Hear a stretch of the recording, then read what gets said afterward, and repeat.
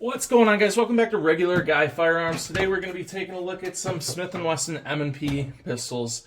I've been thinking about this for a little bit. I have a few of their pre-M 2.0 guns, so they're Gen 1, I guess, M&Ps. As you see here, I have the M&P9 Performance Center. This is a core with the red dot. It's ported up front, so I got the ported barrel in there right now. I do have I don't know where it's at.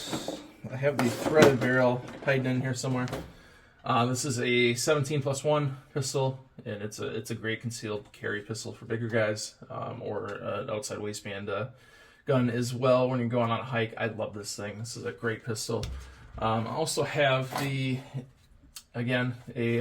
first gen M&P9 Compact. This is a nice little shooter. This is something I love taking on hikes that are a little more, I would say, public, and you don't necessarily want a pistol on your side just for the fear factor, I guess. You know, if you don't care about that, carry this. Otherwise, I do like having this on my hip, and you know, people don't really see it as well. It's a little easier to conceal. And then I have the original M&P9 Shield.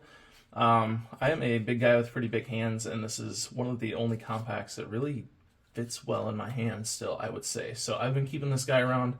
I find it to be a good truck gun, something that, God forbid, if somebody broke into my truck, I wouldn't be out a lot, but I know it performs well, it shoots well, it shoots just about the same as a compact, minus being almost half the size, as you can see there, but again, 9mm, I like to keep my calibers consistent, so that's why that kind of is what it is. So now, on to the topic of this video, whether or not I think the Gen 1 M&Ps are still relevant here in now 2023.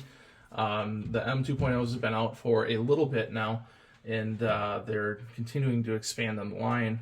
If you're looking for a firearm, either a concealed carry or just a fun shooter, if that's what you want, is a Gen 1 pistol still relevant and usable? And the answer to that question, just plain and simple, is yes.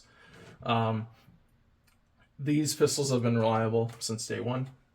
They're easily obtainable, and really, I'm fairly certain that the Gen 1 mags work just fine in the Gen 2 pistols. So if you were to go out and buy a Gen 1 full size, that pistol will work in a Gen 2 full size pistol as well, or that magazine.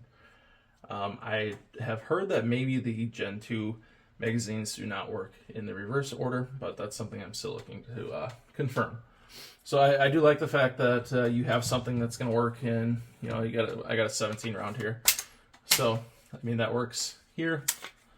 I put that in my compact. It looks a little goofy, but it works there.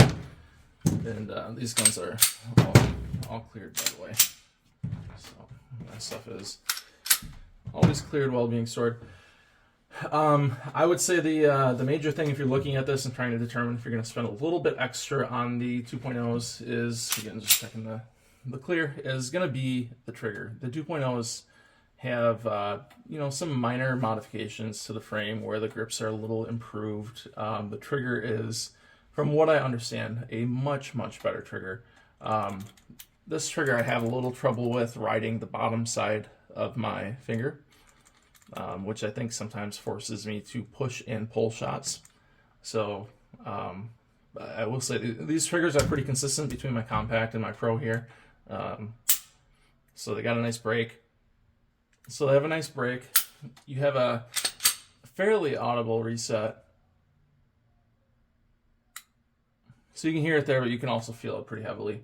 So the triggers they're okay. They take a lot of getting used to. I see a lot of guys like Hickok45 on YouTube, and he shoots these things no problem, very accurately. So it's he's got bigger hands. I know it's generally going to be a me issue, not a gun issue. It's but I do find these triggers a little bit more difficult to get used to.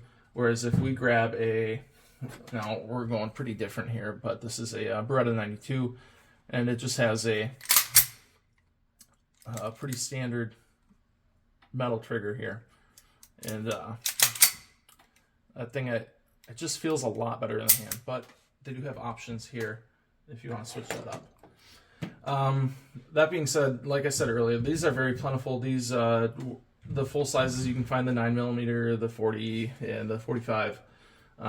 Pretty accessible as police trade-in pistols, because a lot of departments were signed on with Smith & Wesson to use them. So there's a lot of surplus trade-in pistols out there that you can get for $350, and a lot of them are, from people that just kind of rode the desk a lot and just had a sidearm that they holstered a lot, so they have a lot of holster wear. But if you look at like the feed ramps in them, pretty similar to that one. I don't know how well you can see in there, but they just have low round count, and so you get a pretty much new gun that's maybe 5-10 years old that is still very, very usable. So in short, the M&P, the first gens, in my opinion, are still very usable. They are starting to get a little older, but much like the Glocks, just because they're old doesn't mean they're not going to run. They're still very functional, very suitable, and very usable guns.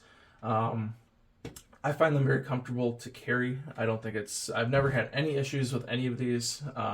If you do, parts are out there. Replacement triggers are out there.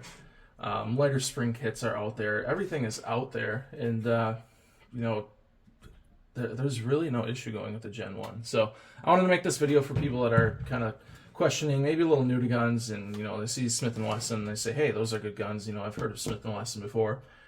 Do I need to go out and spend $500-600 on a brand new M&P 2.0 full size, or can I go get, let's say this isn't a core, can I go get a first gen full size 9mm for around $300-350? Am I going to have an issue with that? The answer is no, you're not. I mean, every gun has its issues here and there, but these things are solid. I would depend on them with my life, and I do on a daily basis. So hopefully, for those of you that are looking at M&Ps, a few years later, you guys aren't afraid to go pick up these Gen 1s. They are very nice firearms. They're not just aesthetically pleasing, in my opinion, but they function very, very well. So there you go, guys. If you guys have any questions on M&Ps, these are kind of the guns that I'm trying to collect a full line of, little by little here. Feel free to ask. Have a little experience with them, and hopefully I can answer your questions below in the comments. So I want to thank you guys for watching. Kind of a rambling video here, but hopefully it helps somebody out when they're looking at getting one of these guys. So again, thank you guys for watching, and we'll see you guys in the next video.